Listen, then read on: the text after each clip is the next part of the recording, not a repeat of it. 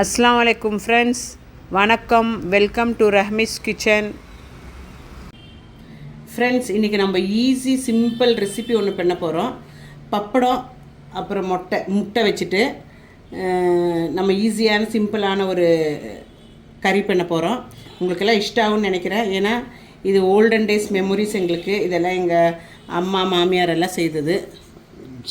5 மினிட்ஸில் பண்ணிடலாம். இது ஈஸி, ரொம்ப சிம்பிள். அதுக்கு தேவையான இன்க்ரீடியன்ட் தான் எடுத்து வச்சுருக்கிறேன். ஒன்றுனா எப்படி பண்ணுறதுன்னு உங்களுக்கு போடும்போது காணிக்கிறேன் எவ்வளோ வேணும்னு. வந்துட்டு இப்படி நீங்கள் சின்ன சின்னதாக பீஸ் பண்ணிக்கணும். சிசர் வச்சு பண்ணுறதா இருந்தாலும் சரி, இல்லாட்டி இப்படி கையில் வச்சு பண்ணுறதா இருந்தாலும் ஓகே. நான் ஒரு 4 பப்படம் எடுத்துருக்கிறேன். 5 முட்டைக்கு, 5 எக்குக்கு. எப்படி வேணுமா கட் பண்ணிக்கோங்க. நீங்கள் இந்த கறி வந்துட்டு சப்பாத்தி கூட, ரைஸ் கூட, தோசை கூட எல்லாம் சாப்பிட்லாம், நல்லாயிருக்கும். மெயினாக இது வந்து நம்ம என்ன குழம்பு பண்ணிகிட்ருக்குறோன்னு திங்க் பண்ணிகிட்டு இருக்கும்போது ஈஸி. பப்படம் வீட்டில் இருந்துச்சுன்னா, எக்கும் வீட்டில் இருந்துச்சுன்னா நம்ம பண்ணிட வேண்டியது தான். அப்படி இப்படி கட் பண்ணிவிட்டு நம்ம வந்து சட்டி காய வச்சுக்கணும்.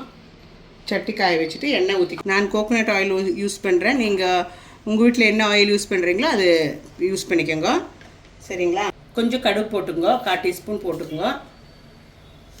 அது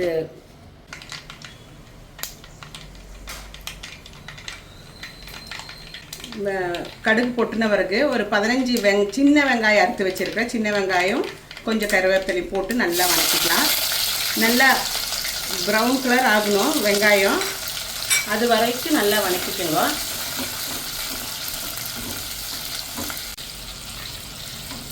சின்ன வெங்காயம் போட்டால் நல்லா டேஸ்டியாக இருக்கும். நம்ம பெரிய வெங்காயத்தையும் பண்ணிக்கலாம், ஒன்றும் பிரச்சனை இல்லை. உங்கள் வீட்டில் என்ன இருக்குது, சின்ன வெங்காயமானாலும் சரி, பெரிய வெங்காயமானாலும் சரி, எது வேணுமாதிரி யூஸ் பண்ணிக்க. பெரிய வெங்காயமாக இருந்தால் ஒரு வெங்காயம் எடுத்துக்கோங்க, சின்னதான ஒரு 15 வெங்காயம் எடுத்துக்கோங்க. நல்லா போட்டு ப்ரௌன் கலர் ஆகிற மட்டும் வதக்கணும். இப்படி நல்லா ப்ரௌன் கலர் ஆகணும். ஏன்னா நம்ம இதுலேயே பப்படம் வறுக்கணும் இல்லையா, அதனால இந்த மாதிரி ப்ரௌன் ஆனவருக்கு பப்படம் அதுக்குள்ளே போட்டு நம்ம வறுத்து எடுத்துக்கலாம். அப்படியே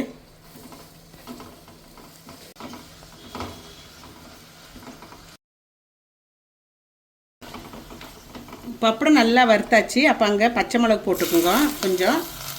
அப்புறம் ஒரு தக்காளி கட் பண்ணி வச்சுருக்குறோம், அதுவும் போட்டுக்கலாம். போட்டுட்டு நல்லா வதக்கிக்கோங்க.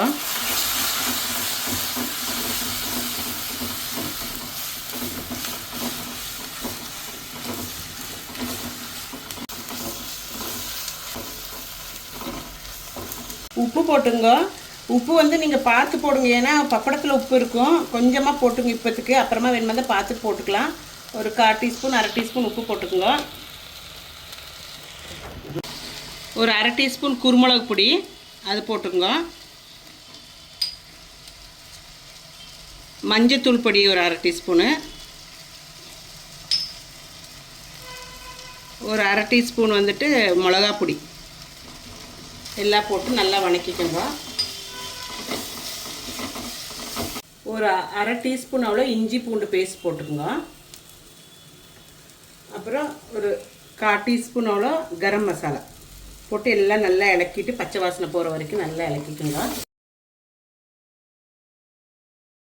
இஞ்சி பூண்டு இதெல்லாம் பச்சை வாசனை போயிடுச்சு ஃப்ரெண்ட்ஸ். ஸோ அந்த டைமில் நம்ம கொஞ்சம் தண்ணி ஊற்றிக்கலாம்.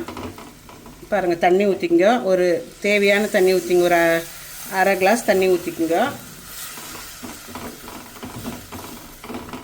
ரொம்ப ஈஸி இந்த ரெசிபி. ஒரு நேரத்துக்கு சாப்பிட்றதுக்கு ஒன்றும் இல்லைன்னா அர்ஜென்ட்டுக்கு சீக்கிரமாக செய்து எடுத்துடலாம். 1/2 கிளாஸில் இன்னும் கொஞ்சம் கூட ஊற்றிக்குங்க. அப்புறம் இது ஒன்று கொதிச்சுட்டு உப்பு பார்த்துட்டு நம்ம முட்டையை எக்கு வந்து உடச்சி ஊற்றிக்கலாம். வாங்க ஃப்ரெண்ட்ஸ், என்ன ஆயிருக்குன்னு பார்ப்போம். பாருங்கள், நல்லா கொதிச்சிருச்சு. இப்போ நம்ம சிம் பண்ணிவிட்டு ஒரு முட்டையாக உடச்சி ஊற்றிக்கலாம். ஃபஸ்ட்டு உப்பு பார்த்துக்குங்க. உப்பு இல்லைன்னா கொஞ்சம் போட்டுக்கலாம், இருந்துச்சுன்னா ஓகே. ஃபஸ்ட்டு உப்பு பார்த்துக்கலாம்.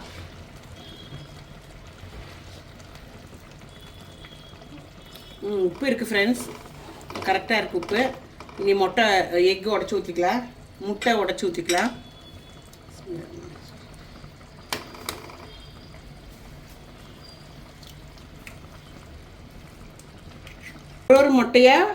ஒரு முட்டையாக உடச்சிக்கிட்டு இந்த இது உண்ணி இருக்குது இல்லைங்களா, அந்த எக்கு எல்லோ இருக்குது இல்லைங்களா, அது உடையாமல் ஊற்றணும்.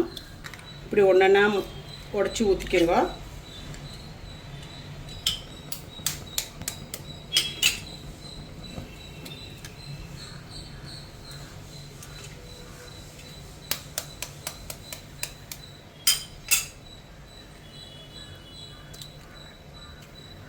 முட்டை வெந்த பிறகு நம்ம ஓப்பன் பண்ணி பார்க்கலாம். அது வரைக்கும் க்ளோஸ் பண்ணி வைங்க.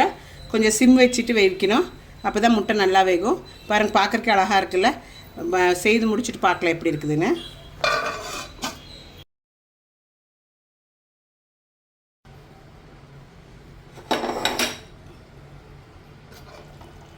பாருங்கள் ஃப்ரெண்ட்ஸ், முட்டையெல்லாம் வெந்திருக்கு.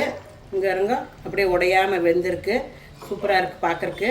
நம்ம இது ரைஸ் கூட சாப்பிட்லாம். இது அழகாக இருக்குல்ல, பார்க்குறக்கு ரொம்ப எம்மியாக இருக்கும். நீங்களும் வீட்டில் ட்ரை பண்ணுங்க. இஷ்டாச்சுன்னா லைக் பண்ணி, ஷேர் பண்ணி, கமெண்ட்ஸ் பண்ணுங்க. மீண்டும் அதர் வீடியோவுடன் சந்திப்போம். பாருங்கள் ஃப்ரெண்ட்ஸ், எவ்வளோ எம்மியாக இருக்குது, நல்லா இருக்குல்ல.